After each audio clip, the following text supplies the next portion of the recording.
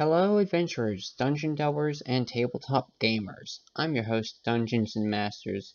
And for my first video, I'll be reviewing all of the Unearthed Arcana that's been released to date, and continue to do so as they come out, starting with the first one I refer to as the Ebberon Unearthed Arcana, or the Ebberon update for short. As a quick disclaimer, I will be doing these one at a time, as I expect each one to take me about an hour to go through and review. Maybe half an hour if I'm maybe a bit less talkative, or if there's just not as much content, but all the same, this will be fairly time consuming, so there's that. I like having a certain level of structure to my videos, so I'll be categorizing different sections of each video in this series by briefly describing what the subsection is and what you can expect me to analyze therein. For your personal ease of viewing, to ensure you don't spend any more time than you need to watching any given video, and can choose which parts of the Unearthed Arcana review you'd like to see my thoughts on. Now, that being said, let's dive in. For the first section, we have the header reading. In this section, I'll read the heading of the article and perhaps dissect any information I find intriguing. I'll likely be doing a speed reading, as there's typically little in the way of substance in the first paragraph of the PDFs, so I'll breeze through it with an expected duration of 25 seconds to a minute at the most. Following that, we have races for our second section. In this section of the video, I'll take a look at any new races detailed within the material. I'll initially just read the details of the race, holding any personal thoughts for after the initial reading, to the best of my ability, although my restraint may sometimes be left to the wind if I find it to my fancy. For the third section, there are the game mechanics. In this part, I'll be glossing over any and all optional rules or mechanics contained in the document, and after an initial reading, throw my hat into the ring with some thoughts and perhaps draw a few comparisons if I can reasonably draw any similarities, as I would with the previous section. Section 4, we have items, backgrounds, and other things such as feats and whatnot. In this part of the video, you can expect me to cover any new items, be it mundane or magical, character backgrounds, feats, and anything else that would warrant a rating. I'll then follow the rating with an injection of my 2 cents and expect this to be the second largest interval of the UA review, second only to the races and possibly the mechanics if there are multiple present in any given update. Next up is Section 5, the ranking. In this penultimate part of the video, I'll establish my overall thoughts on the update as a whole, assigning it a rank of either 1 through 10, comparing it to others that's come before or after it, i.e., overall, I like this update more than the last update, but I'm not truly impressed by it. Further personal playtesting may or may not be required. Section 6, we have the outro. In the conclusion of the video, I'll wrap up my past thoughts and any other current thoughts I have on the current UA material, and give a parting message to the audience, and inform of a revisited video following the release of the initial review, taking place roughly a month or so after the first video. Now that we've laid out the blueprint of how these videos are going to be made, we can finally dive in. This is the very first Unearthed Arcana ever to be released for Dungeons & Dragons 5th edition, released on February 2nd, 2015. This is Unearthed Arcana Ebberon. The heading reads as follows: Welcome to the first installment of Unearthed Arcana, a monthly workshop where D&D Resources and Development shows off a variety of new and interesting pieces of RPG design for use at your gaming table. You can think of the material presented in this series as similar to the first wave of the 5th edition playtest. These game mechanics are in draft form, usable in your campaign, but not fully tempered by playtests and design iterations. They are highly volatile and might be unstable. If you wish to use them, be ready to rule on any issues that come up. They are written in pencil, not ink. The material presented in Unearthed Arcana will range from mechanics that we expect one day to publish in a supplement to house rules, From our home campaigns that we want to share, from core system options such as mass combat, to setting specific materials such as the Ebberon update included in this article. Once it's out there, you can expect us to check in with you to see how it's working out and what we can do to improve it if necessary. Ebberon update. This month's installment is relatively straightforward. We're rolling out some rules to help you convert your Ebberon campaign to 5th edition. The Ebberon campaign setting was created by Keith Baker and first published for D&D in 2004. It combines pulp adventure and intrigue in a world where magic-driven technology has produced airships, trains, and similar advancements comparable to early 20th century Europe. The continent of Corvair, the center of Ebberon's focus, has recently emerged from the last war, a terrible conflict that saw the kingdom of Sire transformed into a lifeless grey wasteland called the Moorland. That catastrophe shocked the remaining kingdoms into an uneasy peace that has held thus far. Full details on the Ebberon setting are available in several PDF products available through dndclassics.com. This article focuses on mechanical conversations for several of the key elements unique to Ebberon. First off, we have some new races to cover. Several unique races are featured in the Ebberon setting, and each helps shape the campaign's flavor. The Warforged are a living reminder of the last war's legacy and the uncertain future that faces Corvair.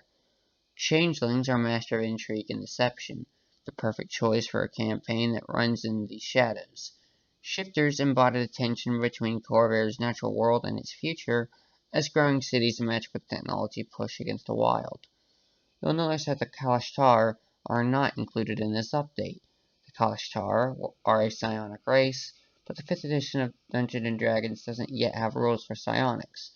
Once such rules becomes available, perhaps in a future edition of Unearthed Arcana, we can take a shot at them. For our first race, we have Changelings. Changelings are subtle shapeshifters capable of disguising their appearance.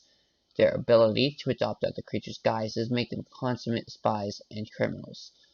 As a changeling, you have the following racial traits. For your ASIs, your dexterity and charisma scores both increase by 1.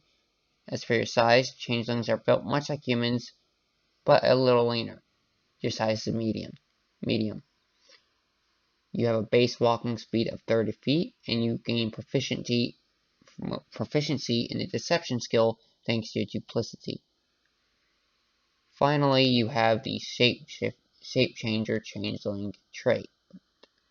This is the highlight of the changeling race, and with this racial feat, you can, as an action, pull a morph into any humanoid of your size that you have seen, or back into your true form. Note that your equipment does not change with you. If you die, you revert to your natural appearance. This is perfect for espionage or other types of infiltration missions or quests, or simply just gathering information. Say there were to be a specific NPC that you wish to learn more about the life of, you could perhaps see a picture of them, be it through a wanted poster or an image of them through some random form of illustration or photograph, and then change into them, and the others around their life would not know that you are a changeling unless you were foolish enough to volunteer that information, meaning that you could pass yourself off as the true person and gain a little bit of insight as to where their whereabouts or what they might have been up to in the most recent few days, perhaps even weeks. As for your languages, you can speak, read, and write Common and 2 other languages of your choice. I would recommend something like Goblin or Undercommon, something that is usually going to come in handy, maybe even Giant if you're playing Storm King's Thunder, or just generally are near a mountainy area. Moving on, we next have the Shifter. Shifters are descended from humans and lycanthropes, although they cannot fully change into animal form. They can take on animalistic features by a process they call shifting. As a shifter, you have the following racial traits. Your dexterity score increases by 1. As a shifter, you are about the same size as humans. Your size is medium. You have a base walking speed of 30 feet, and you have dark vision. Your lycanthrope grants you the ability to see in dark conditions. You can see in dim light within 60 feet as if it were bright light, and in darkness as if it were dim light. You can't discern color in darkness, only shades of gray. In addition, you have the highlighted feature of the shifter race, which is shifting. On your turn, you can shift as a bonus action. Shifting lasts for 1 minute or until you end it on your turn as a bonus action. While shifting, you gain temporary hit points equal to your level plus your constitution bonus, minimum of 1, i.e. your constitution modifier.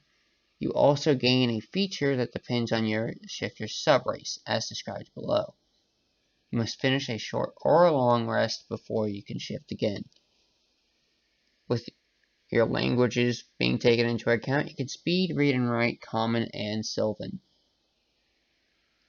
Admittedly, you do lose a little flexibility not being able to choose a race, but it's not the end of the world, seeing as your background typically will give you at least 1, if not 2 languages that you can pick to understand and be able to speak, read, and write fluently. Subrace. Several subraces of shifter exist, each with its own animalistic features. Choose one from the options below. Do note that you have to choose one and only that one, meaning you cannot choose between them. You can't, for example, go from a beast hide to a cliff walk, as amazingly brilliant as that would be.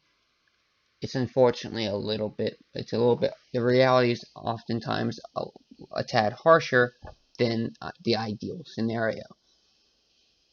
Fortunately, there is typically a decent amount of power level within all of these, except for, save, maybe the Razor Claw, but I do think that every single one of these options has at least enough utility to warrant picking it. Some are inherently better than others, such as the long tooth, the long stride, the cliff walk, and the wild hunt. Maybe not so much the cliff walk, but still, you never know when it could come in handy. At the end of the day, it's still up to you, it's your choice, and I feel everyone would be wise to respect it.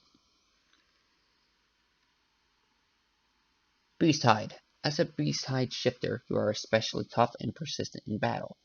You have an ASI increase in your Constitution score by 1, and while shifting you gain a +1 bonus to armor class. Cliffwalk. Your Cliffwalk heritage grants you the agility of a mountain goat. Your ASI increases your dexterity score by 1, and while shifting you gain a climb speed of 30 feet. Long stride. Long stride shifters are fleet and elusive. Your DXI, your dex score increases by 1 as part of your ASI, and for your shifting feature, you can use the dash action as a bonus action instead. Very handy. Longtooth. As a Longtooth shifter, you are a ferocious combatant. For your ASI, your strength score increases by 1, and as for your shifting feature, while shifting you can make a bite attack as an action. This is a melee weapon attack that uses strength for its attack roll and damage bonus, i.e. modifier, and deals 1d6 piercing damage.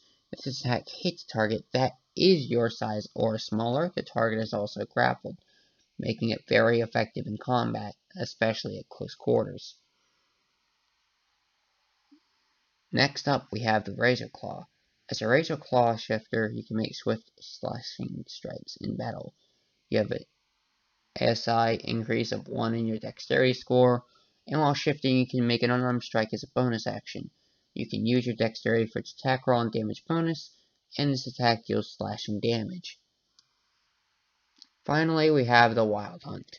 Your Wild Hunt heritage makes you a consummate tracker and survivor. Your ASI increases your wisdom score by 1, and while shifting, you gain advantage on all wisdom-based checks and saving throws. Wild Hunt, in my personal opinion, is the absolute best of these sub-races. However, it is shortly followed, not all that far behind, by the Long Tooth and the Long Stride.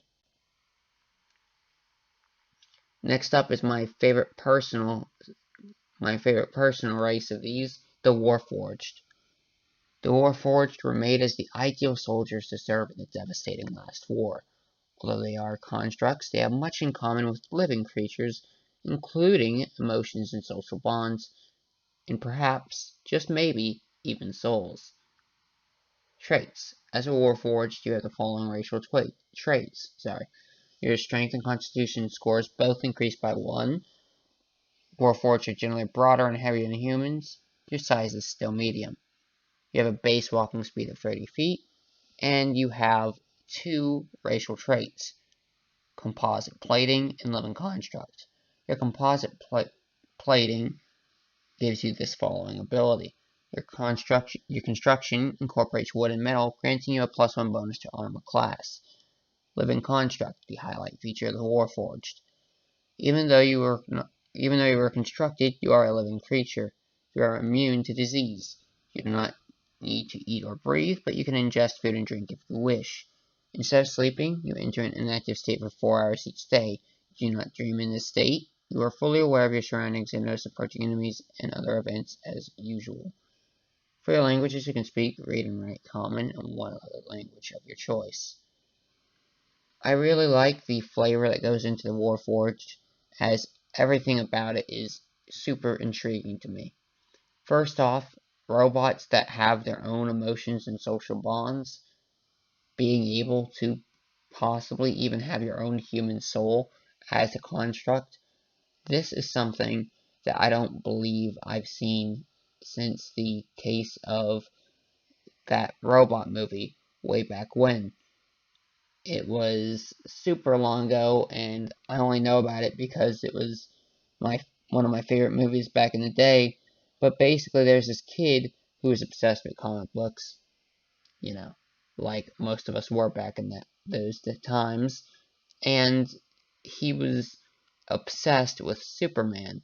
So, having this gargantuan robot by his side, he taught him the heroic ways of Superman, and towards the end of the movie, not to spoil anything, the robot races into the sky,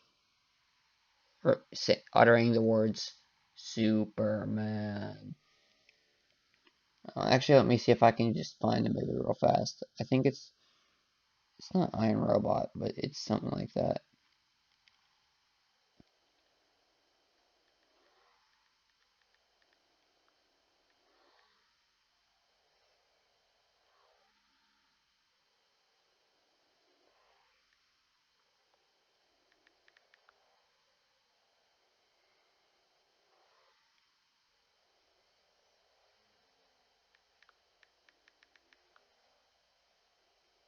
The Iron Giant, that's what it's called. I don't know how I didn't get that right the first time. Anyway. Also, fun fact, Vin Diesel played in that movie. And I just thought I'd mention that. Next up, we have a new wizard tradition, the Artificer. Artificers are a key part of the world of Ebberon. They illustrate the evolution of magic from a wild, unpredictable force to one that is becoming available to the masses. Magic items are a part of everyday life in the 5 nations of Corvair. With an artificer in your party, they become part of every adventuring expedition. The artificer was a separate class in prior editions of the Ebberon setting, a melee combatant who specialized in mystically enhanced arms and armor. 5th edition rules treat the artificer as a new wizard tradition that focuses on mystical invention, which you can choose starting at 2nd level. At 2nd level, you gain 2 artificer features, infused potions and infused scrolls. Starting at 2nd level, you can produce magic potions. You spend 10 minutes focusing your magic on a vial of mundane water, and expend a spell slot to transform it into a potion with magical properties. Once you've expended a spell slot to create a potion, you cannot regain that slot until the potion is consumed or after 1 week, at which point it loses its effectiveness. You can create up to 3 potions at a time. Creating a 4th potion causes the oldest currently active one to immediately lose its potency. If that potion has been consumed, its effects immediately end. This is much better than the Infused Scrolls ability, in my opinion, because it makes almost any potion that you would actually want to make. And, hey, you can recover a spell slot fairly easily on a short rest thanks to your wizard ability. The spell slot you expend determines the type of potion you create. See Chapter 7 of the Dungeon Master's Guide for complete rules on potions. Using a first level spell slot, you can choose a potion of climbing, growth, or healing. Using a second level spell slot, you can create a potion of mind reading or greater healing. Expending a third level spell slot allows you to create a potion of invisibility, superior healing, or water breathing. And finally, at 4th level, you can create a potion of resistance. I do like that there is only up to 4th level spell slots that get you different ones, so that A, there's a cap on how much power you can generate into a potion, and B, they're typically speaking one use. You down them, they give you the effect, and that stated effect lasts for a short to slightly prolonged duration. That's that. Infused Scrolls. At 2nd level, you can also tap into your reserves of magical energy to create spell scrolls. You can use your Arcane Recovery ability to create a scroll instead of regaining expended spell slots. You must finish a short rest, then spend 10 minutes with parchment, quill, and ink to create a spell scroll containing one spell chosen from those you know. Subtract the spell's level from the total level's worth of slots you would regain using Arcane Recovery. This reduction to Arcane Recovery applies until you use the scroll and then finish a long rest. Although this could very well come in handy at some point, I feel personally giving up your Arcane Recovery ability is too much of a risk to afford surrendering just so you can have a scroll when, typically speaking, your spellbook already has all the spells you'll ever need to learn inside of it.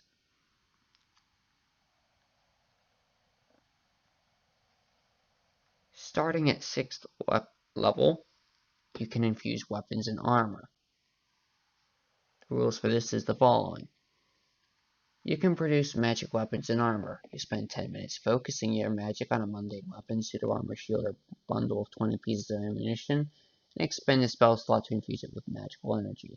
The magic item retains its enchantment for 8 hours or until used in the case of magic ammunition. You can infuse only one item at a time. If you infuse a second one, the first immediately loses its potency.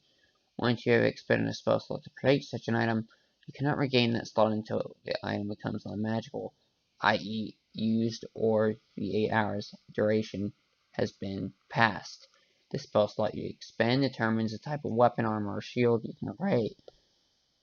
Just as a quick side note here, I do really like that it scales up with levels, this time a bit further, because that gives you a sense of ease and progression in cumulative power scaling as you rise up in the levels. Using a second level spell slot allows you to create 20 pieces of +1 ammunition. Using a third level spell slot gives you a +1 weapon or a +1 shield, your choice. At 4th level, expending a spell slot allows you to gain +1 armor. Using a 5th level spell slot allows you to create either a +2 weapon, +2 ammunition, or +2 ammunition, which comes in a bundle of 20. And finally, at a 6th level spell slot, you are allowed to create a +2 reinforced armor. I do like this because you can use it to get +2 armor and a +1 weapon or shield, or a +2 weapon and +2 armor, or +2 armor and +1 ammunition, just whatever mix of these you want to have. Yes, it will take you a bit of time, but at the end of the day, it's still possible, and the fact that you get them magically reinforced is also very, very useful. Superior Artificer. Starting at 10th level, you can create a second magic weapon, suit of armor, shield, or bundle of ammunition using your infused weapons and armor ability. Attempting to infuse a third item causes the oldest one to immediately lose its potency. You can also create one additional potion or scroll using infused potions or infused scrolls. This superior artificer ability is what allows you to have a combination of them. Master Artificer. Upon reaching 14th level, your mastery of arcane magic allows you to produce a variety of magic items. You can create any singular item chosen from the magic tables A and B in Chapter 7 of the Dungeon Master's Guide. It takes you 1 week to perform this action and / produce such an item. You must rest for 1 month before using this ability to craft another one. This is crazy. Unfortunately, there isn't any levels higher that grant additional features, but at the same time, I feel that your kit is pretty well established at this point, so it's kind of justified.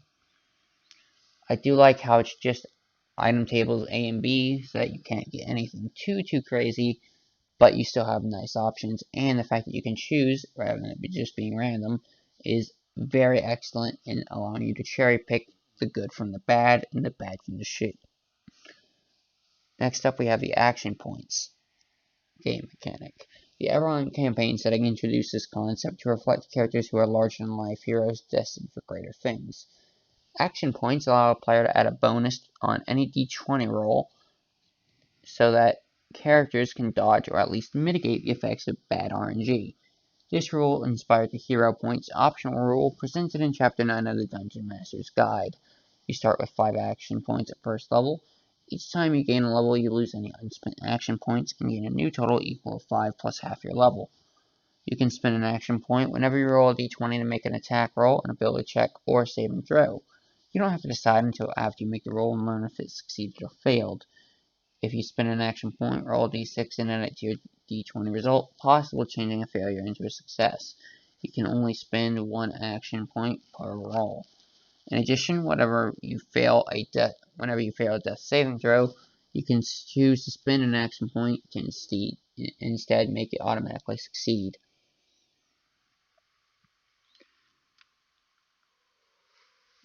And at last, we have the Dragon Marks feature. Dragon marks are elaborate skin patterns similar to tattoos that grant their bearers innate spellcasting abilities, such as with the sorcerer. Each type of mark is tied to large, extended families that each control a different industry or trade in Ebberon. Whenever a member of a given family possesses a dragon mark, conversely, merely possessing a dragon mark does not grant special status within the house. You must use a feat to gain a dragon mark. You are a member of its corresponding dragonmark house, or houses in the case of Mark of Shadow, based on and abiding by the list of its prerequisite race or races. Apparent dragon marks occasionally appear which are not tied to dragonmarked houses and have a variety of effects. To represent an aberrant dragon mark for your character, choose a magic initiate feat from the player's handbook. For the new Dragon Mark feat, you have a magical mark that indicates you are a member of one of the Dragon Marked houses. Select one of the options from the Dragon Marks table. You gain the ability to innately cast spells and cantrips as summarized in the Dragon Marks benefits table, using the spellcasting ability listed under the ability column. You can cast each spell at its lowest level. Once you cast a given spell this way, you must finish a long rest before you can cast it innately again. You must still expend any material components. Your Dragon Mark confers the following benefits. When you first take this feat, you gain the least Dragon Mark. You learn the spells listed under the least column. At 5th level and higher, your mark becomes more potent and evolves, improving to a lesser Dragon Mark. You also learn the spell listed under the lesser column. And finally, at 9th level, your mark's power increases exponentially, becoming a greater Dragon Mark. You also learn the spell listed under the greater column. Here's the table. I'm not going to bother going over all that. And finally, we have the editor's note here. Mike Morose is the senior manager for the Dungeons & Dragons Research and Design team. He was one of the lead designers for the 5th edition of Dungeons & Dragons. His other credits include the Castle Ravenloft board game, Monster Manual 3rd for 4th edition, and Player's Handbooks 2 for the 3rd edition. With that being said, it is time for the ranking and review. First off, the Changeling. I'm going to give this a solid 5 out of 5 stars, as frankly I don't have anything else to compare it to, and just in general it seems like it paints a very vivid picture for you to clearly understand and comprehend what it is you should be going for, i.e. a bard or a rogue, and also gives you a lot of tools at your advantage. Also, the Shape Changer talent is extremely versatile and bound only by the scope of your imagination. The Shifter, while frankly the least impressive of the three races displayed today, still is very useful. Having that dark vision is never a bad thing, and being able to shift as a bonus action rather than having to spend your primary action on it is well and very much so appreciated. As I said, there are certain types that I feel classify as better subraces than others, creating, yes, a small distinction and power level between them all, but at the end of the day, I don't think it should be something that stops you from picking any given one. For this, I'd probably give a total of about 4 stars. Not quite as amazing as the Changeling, but it's not terrible either, as you still have a few very good viable options for you to choose from. Warforged, I love very much. It's flavored excellently, and it gives you a bonus to your AC. This, I shouldn't have to mention, is amazing, and the fact that it increases 2 ability scores rather than just 1 is definitely all for the better. Personally, I don't know if there is any given class that this is specialized in. However, having a strength and con score increased by 1 is always good for any character. I do love how it boots down for a day, every day at 4 hours, at which point you can think of it as your batteries recharging, except you don't truly have batteries. And of course, since you're robotic, you don't have dreams, but you are fully aware of your surroundings and notice approaching enemies, just in case you would be easily surprised and perhaps even assassinated in your sleep. Thankfully, this is a very excellent trait, and I'm sure at some point it'll come in very handy when you are trying to simply rest with your group. The new wizard tradition is okay. I wouldn't say it's the most impressive thing, and frankly, I think there are different ways you could go about playing the wizard, but all the same, that doesn't stop me from appreciating what the Artificer is. The Artificer is a decent class overall, and although I have a few hang-ups with it, as I had mentioned, I still am going to give it... no, I'll give it 3 stars. As for the Warforged, I'm going to give it 4.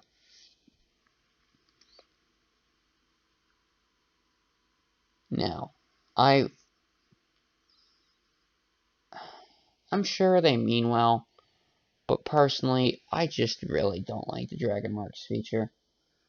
The whole feed about it is just terrible. I don't know. I mean, it's already kind of bad enough you're giving up an ASI in order to get the feat, but it's just too much, and it's restrictive because of your races. I mean, I see what they were going for here. They were trying to make sure that it's nothing that automatically just makes your character broken, but I feel that they restricted it a tad too heavily. 2 stars.